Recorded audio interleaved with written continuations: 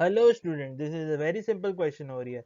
The number of roots of the equation 81 sine square x plus 81 cos square x equal to 30. Now we need the number of roots of x and we need them in the interval 0 to pi.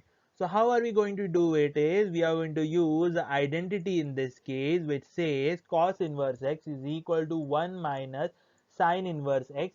I'll just write sine inverse x as s square, so to avoid confusion and also to save time.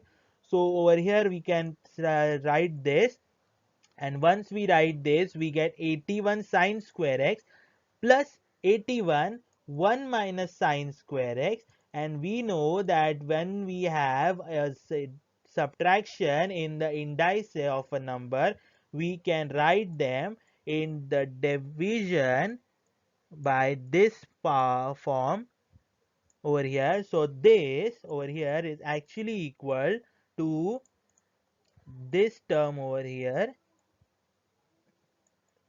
correct? So this is actually equal to this over here, so that is what we write over here, and we say 81 sine square x is equal to t to avoid confusion and also so much crowding of numbers and ratios. So we have t plus 81 by t, which is equal to 30. We get t square plus 81 equal to 30 square 30t.